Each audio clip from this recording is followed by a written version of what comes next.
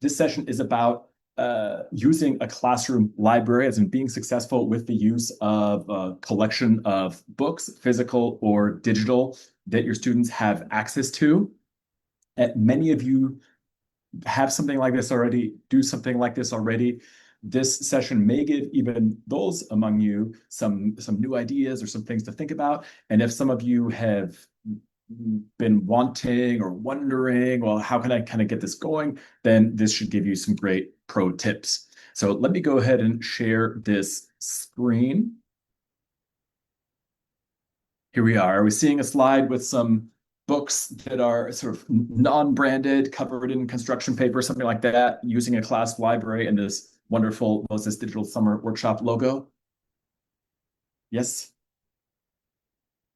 Excellent. Okay, so this is about that, using a class library. Now, to use a class library, you, of course, need to have a class library, so we'll talk about that as well. They're basically just two main points in this session, in this presentation, but I'll give lots of tips related to each of them.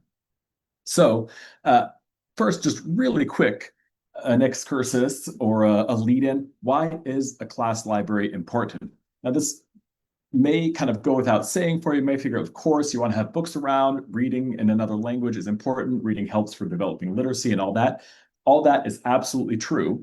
There is an additional reason that's one of the absolute most researched and most confirmed through research things about language learning, which is the following, that a thing called extensive reading is simply unparalleled as a means to acquiring a language. Now, we know from maybe other research that we've consumed, we know from life, we know from other presentations in this conference, of course, that comprehensible input is core, is central to acquiring a language.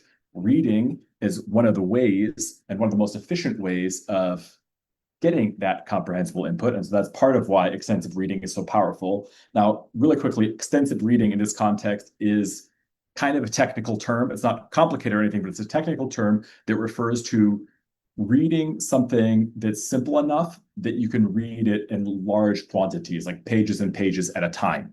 Its opposite in this context is intensive reading. So intensive reading is a small amount of reading. It's kind of hard work. Maybe you're analyzing, things like that. That's not a bad thing to do. That can be excellent to do. The main benefits for acquiring a language efficiently are reported to come mostly from extensive reading like this. So extensive reading, again, reading large quantities of input that's simple enough that you can just kind of flow with it. Again, unparalleled. There's been all kinds of head-to-head studies between just letting people read something that's easy and they're interested in it compared to specific other language teaching methods. And practically always, and this is kind of scary and kind of a bummer in some ways for those of us who are teachers, like even with an excellent teacher, most people learn more language in less time just from reading stuff they're interested in, as long as they have enough of a basic foundation in the language to have a foothold in whatever they're reading. So that's this is kind of the research-based background. And if any of you ever need to justify to administrators or colleagues or anything why you have your students spend so much time reading just independently, you can point them to some of this research, which I'll include sources for you as well. One particular quote that's always stuck with me is by one of the best known and respected researchers in the role of reading and acquiring a language, where in an article called "The Inescapable Case for Extensive Reading," he says simply this, and I'll read it aloud, even though I know you can read this, is that deep knowledge of language must and can only be acquired through constant, massive exposure. In other words, to truly get how words relate to each other, have stuff just begin to sound natural to you the way it would for a native speaker, you just need tons and tons of exposure. And part of why I pick out this quote is, to me, it's telling when in an academic article, a researcher uses phrases like constant and massive that are kind of non-scientific, just like struggling for words to get across just how much exposure to the language is necessary for someone really to get to that point. It says it's a massive task that requires massive amounts of reading and listening on top of our normal coursework. And that's another helpful thing about this quote as well. So we're still going to be, many of you here use BOSE's curriculum, some of you use other things. We're still going to be doing those things. no matter how much you use that, the total volume of language that a student can consume, can internalize in any curriculum is not going to be as much as they can with some use of that curriculum plus a lot of extensive reading. So again, that kind of fills out the background. And the final point that is kind of the bridge to, okay, why classroom library, as opposed to just lots of specific assigned reading, is because most of the strongest results found for the positive role of extensive reading is specifically when students have chosen what to read themselves. In other words, if you have the same amount of time, let's say 50 hours over the course of however long the study runs, and students are reading and they're reading stuff that's assigned to them, they, even if it's the same number of words, same difficulty level, sometimes even if they say they're super interested in it, the gains in vocabulary, grammar, and other things related to language proficiency are not as high as if students read the exact same amount of hours, the exact same amount of words, but stuff that they specifically chose themselves. And in a way, that's kind of common sense, right? I prefer reading books that I chose myself than a book that someone tells me to read. And sometimes when I recommend a book to someone, I almost feel like I'm kind of laying a burden on them or making them almost less likely to read it. Now it's like an assignment or making them less likely to enjoy it. We still make recommendations, of course, and you're going to see in a moment some different ways that we can point students in the direction of certain books in a way where hopefully they'll still really enjoy it and feel like they chose it and get all those benefits. But to sum up this kind of opening portion of the presentation, a classroom library with lots and lots of books in it is important, not only because lots of reading is necessary, but because if we want to take advantage of, if we want to be true to what these studies suggest about what makes extensive reading so effective, one of the variables in those readings that makes it effective is that students selected what to read. So let's get into the two B's for using a class library. And if you're saying, Justin, you're a languagey guy, you don't use apostrophes for plurals. According to the Modern Language Association, MLA, which many of us have had to use in our citations, one time where you do use an apostrophe for an S is to pluralize letters. Like if you're saying, last semester I got 3 A's, 2 B's, and a C, you can use an apostrophe there, for example. Or if you say the word ribbon has 2 B's in it, you can go B apostrophe S. So these are the 2 B's for using a class library. I was an English language arts teacher, an AP English teacher for a long time, so I made sure to look into that stuff for us. So here are the 2 B's for using a class library. It comes down to just these 2 things. If you have these 2 things, your class library will be super effective and students will pick up tons of language. Ready? The first one is buy-in. The second one is books. If you have these 2 things, you will have an effective library and reading system. That's kind of easy to say, and these are really large topics, so I'll go into more detail on this for the remainder of our short presentation time. By the way, do you just need a couple? Nope, you need lots and lots and lots of books, and I'll make that point to you in more detail in a moment. So let's get into B1, buy-in, and I'm going to specify here, or I'm going to categorize my suggestions into 3 sections. Namely, what stuff can you do before you release students to use the books in the class library in order to maximize the possibility that when they then go read, they'll be into it and get a lot out of it. That's what this slide will focus on. Then we'll talk about what are some ways to make the literal time when students are sitting there reading most effective.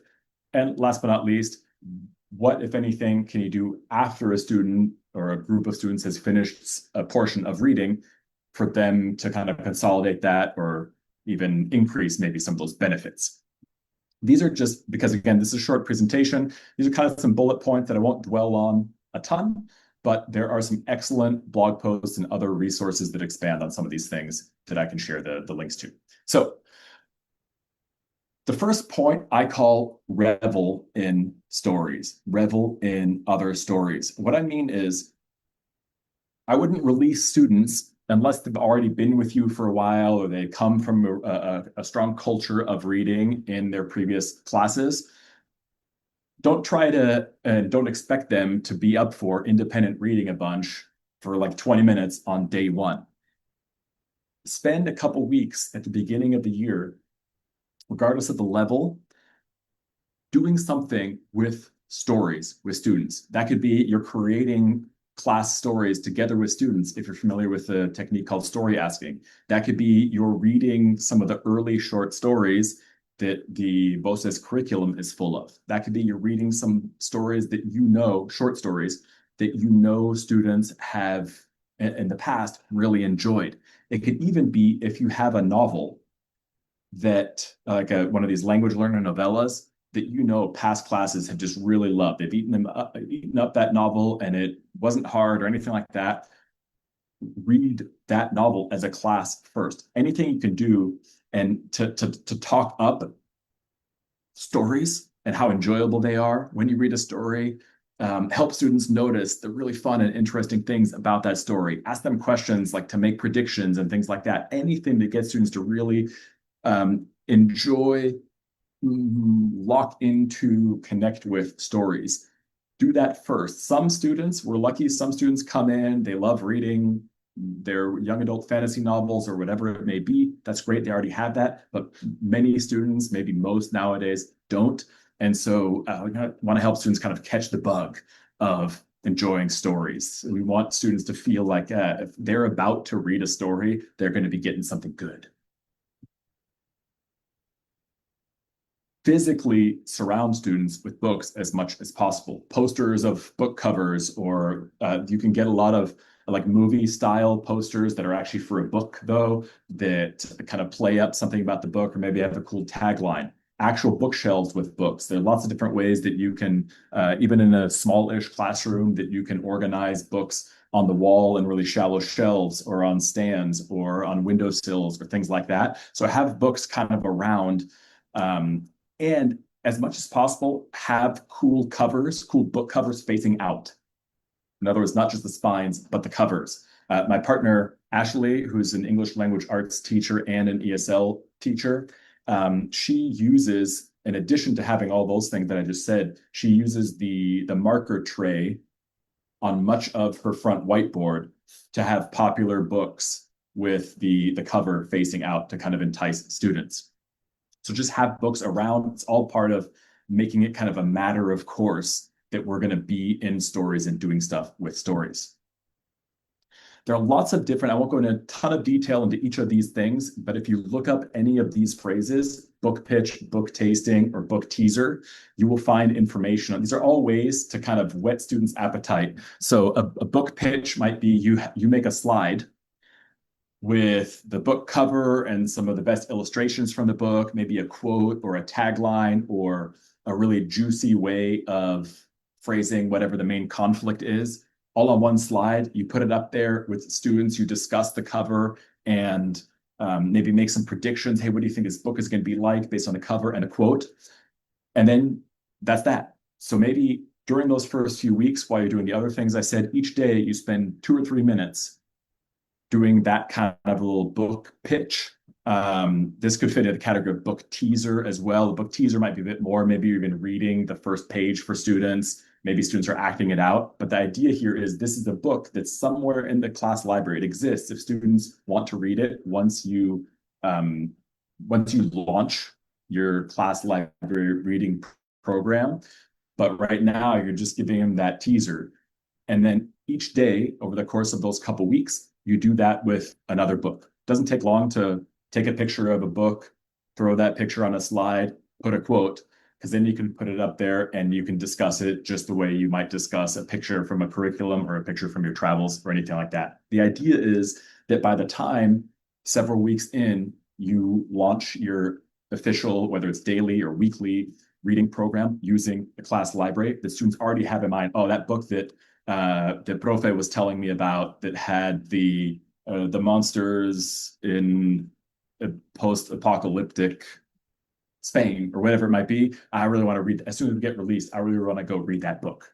That's kind of the idea there. You can't, of course, do that with a high percentage of the books in your library, but you can do that with enough that students really get kind of hooked. Especially once you get going, and this might apply a bit more with more advanced students, but sometimes students hear from other students or hear in some way or another about a famous book or a book that's really popular or something like that. Let them request to have that added to the library. You can get your hands on it potentially. You can ask parents to donate it, something like that. Again, this bullet point designed a bit more for when students are reading sort of officially published, not necessarily just for language learner books, which is pretty advanced in a language class, but you might have occasion for this even in some lower levels with, who knows, some senior Woolley books or some other things like that.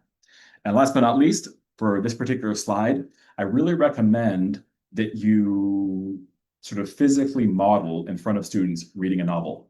One of the best ways to do it is to do what I said earlier of actually reading a whole class novel for a few weeks before you release students to do their independently selected reading. In that case, you have lots of opportunities for this. If not, then for one of the books that you did the book pitch or the teaser for, spend a little time with the text. Maybe not right then when you do the teaser, but at some point circle back to it and do what's called by some literacy instructors a think aloud. What this is when you as the teacher with a text where students can see the text in front of them, either because they have a copy or because it's projected, you read it aloud, but you frequently pause and you say aloud what you as an experienced, skilled reader do as you're reading. And you might need to do some thinking about what this is, but this is like, okay, when I see a word that I'm not sure what it means, I'll look for clues in the sentence, or I'll decide, can I basically understand the sense anyway, in which case I can move on. You can model making some predictions. You can model drawing inferences from the illustrations or pictures. So the idea is you take maybe a page or two, depending on how big the text is, not a ton of text, and you do a read aloud like that, and you basically do aloud what you hope that students will do in their own independent reading if they hit a snag. That's what think aloud tends to refer to. Okay, so these are all ways. You don't have to do every single one of these, but I would do lots of them to make it most likely that once you actually launch into having a program or even in a given session, releasing students, okay, go ahead and everyone find a book that you think will interest you and start reading. These are the things that can maximize the odds of it then going successfully. So what about during actual reading time? Only a couple things here. Number one, you want to be as comfy as possible. Maybe you can have a different seating arrangement that's specifically for reading time. Maybe you dim the lights a bit, although of course it needs to be light enough for people to read. Maybe you have some very, very soft music, although in my experience, this can sometimes be distracting for some students. Others seem to enjoy it. You can play around with a couple different options there. But the idea is, for lack of a better way of putting it, it should feel as little like school as possible. Because reading is stuff that people out in the world who kind of care about things and want to enjoy things do anyway. It's not inherently an academic task, especially when we're probably reading fiction in a setting like this. So I know this doesn't always work in our classrooms, but if you do have the opportunity with some comfy seating, lighting, things like that, do it. Then there should be absolutely no talking, utter silence, other than the potential of music that you're playing. So the idea here is this is like everyone's kind of in their own bubble, in their own world, in their imaginary land that's created by this book. And so you'll need to draw on your skills and your other classroom norms that you use, whether that's a poster of classroom norms or rules on the wall, whatever you need to do to get across, this is a phase where it's an absolute no talking phase. Because that could be a whole classroom management topic of its own. I won't go more into this, but you absolutely could potentially give students the opportunity after training them like this a bit to spend some time reading. And if it's not working, there are people who are simply talking, then you just stop doing that and do something else because it's not gonna work if there are people talking during this time. It's not going to achieve what it's meant to achieve. And hopefully, worst case scenario, if nothing else, then people realize, you know what, actually that kind of independent reading time could have been fun compared to the thing that we had to switch to because people were talking. So in the future, we won't talk during that time. But this is important. I've seen even if it's like you having a little conversation with a student, that can be pretty distracting during this time. Last but not least, I think this is last but not least for this slide, is you read too. This isn't your time to grade stuff or plan a lesson or make slides or something like that. You want to establish that, hey, what we do in the room during this time is we read books. I know a lot of teachers who aren't necessarily native speakers of the language they teach, and they use this time to read a book in the language that they teach, or maybe another language that they're learning. So enjoy this. Even if you have a ton of stuff to do or a ton of stuff to grade, it will go much better for students, and a reading program will go better long term if you spend the time reading yourself. Hey, there is more stuff. One last point here, which is that tell students, and this might be with some caveats, but the point of this is to be reading something you enjoy and can understand. So if you, the student, grabbed a book because you thought it would be fun, and then it was just way too hard, you weren't getting it, or it got boring really fast, just put it down. If there's not an assignment on it or something, it's not you're not going to be quizzed on what's on the last page or something. Put it down, excuse me, and grab another one. I do know some teachers who have that. They tell students that they can do that as long as it's like within the first 2 chapters or the first session of reading the book, so that students aren't just constantly reading the beginning of books and never really getting a lot of the benefits that you get of reading the same book, of a lot of repetition of the same concepts, words, things like that. Okay, this section is very short, this business about what to do after reading. The reason why it's very short is the best things to do are you finish that book, you start another one, because this is reading time. The point is to read as much as possible that you enjoy. And some teachers have like an optional kind of rating system. Maybe it's a certain sticker. Maybe you put a post-it note inside the book for future students to see if to help other students enjoy it or something like that. But on the topic of just getting right to the next book, you want to have there be as little extra work attached for this type of reading and for the benefits that can be ascribed to extensive reading in the research. One of the main ways that in those research articles, which are many that I was talking about, that you can undo some of the benefits of extensive reading is if students know they're going to have to do a book report on it afterwards, or they're going to be quizzed on it, or they'll have to do a presentation on it or something like that, or write a review. So the rule of thumb that I would give you is if your group of students are students that, because they've been with you a while, or because they get it, or because of their interests or temperaments, they'll read even without an assignment attached to it. That is what you want to do. The only reason for which I would attach work or requirements and things like that is if I have students, it's kind of a narrow band of students who they will read, but only if there's something like that attached to it. In that case, you can do some of those things like I was mentioning. You could have students do a comic strip version of each chapter. A shrinking story is where there's different versions, but maybe let's say they read a book that has 9 chapters. They'll take one sentence from each chapter that they think is like the most important thing, where you can tell the whole story using just that sentence from each chapter.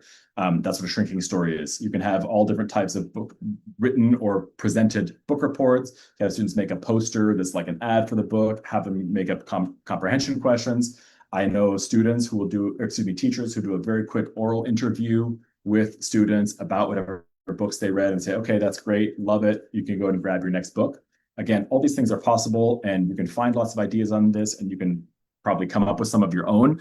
But I can't say enough.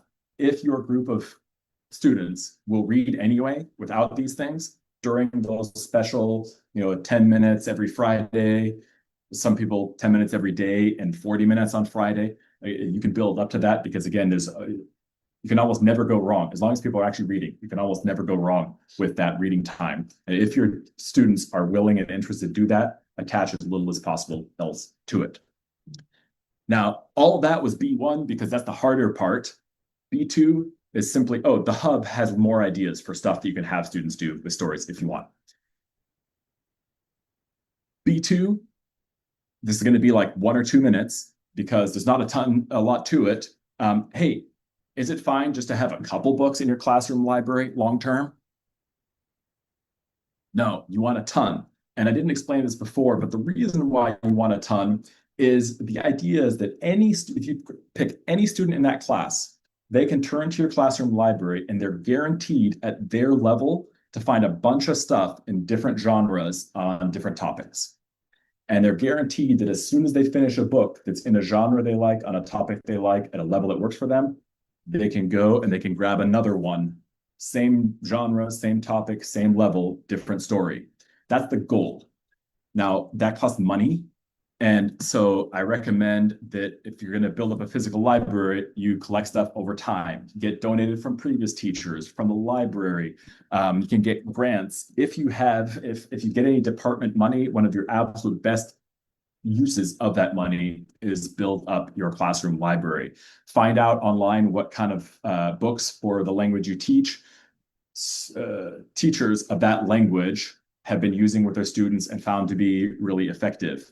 Sample books yourself. As you know, both Voces and Teachers Discovery sell lots of books and class sets and things like that. So that's something you can explore. There are other sources as well. So collect them over time.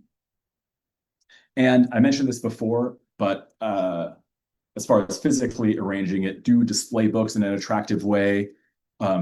Most teachers I know who do this, they organize them either by genre and then within genre by level or vice versa. So some way to kind of organize books, make it as easy as possible for students to find them. And last but not least, there are options for digital libraries. And I won't go into this much, not just because it's the end of the time, but because I don't want it to be a salesy session. But we do have a whole online library, basically a digital library called Flangu that a lot of teachers who use Voces also use. It looks like this. This is an example of the Spanish one. So it's got like all these bookshelves. It's not a library in the sense that you lend or borrow stuff. It's just all there. And it's got great stuff, including by Alicia Quintero, AC Quintero, who was presenting here just a moment ago, and lots of other amazing teachers.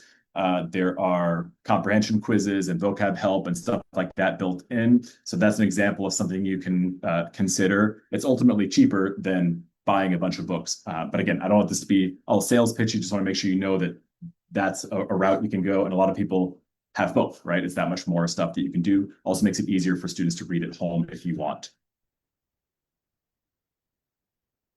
So have fun with that. Have fun collecting books. Have fun enacting some reading time. Follow up on a couple blog posts about some of the topics. You'll have these slides shared with you, of course. Follow up on some of the blog posts on some of these individual topics. If you need to troubleshoot a certain thing, like an unresponsive class, or not finding books at a certain level and genre and things like that. There are different ways to troubleshoot that.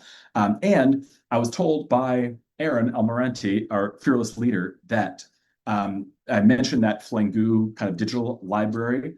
There's always a free trial for it, a 1 week free trial where you can go and you can check it out with students. But I pointed out that if you get that 1 week trial right now, you won't necessarily get to try it with students or anything like that. And so as someone who sees this presentation, we actually set up a 40 instead of 7-day trial that you can access if you go here, flangu.com/invitation.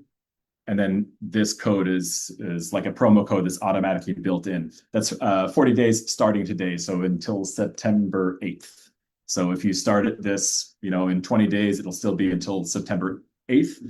If you're watching this recording in like the year 2070, this code won't work for you anymore because it will have expired on September 8th, 2025, but you can probably still get the 1 week trial. So enjoy that if you're interested in some more online sources for reading. And I'll leave it at that time. Thank you for joining me. I will peruse the chat a little bit to get a feel for what kinds of things have been going on in there before the closing session.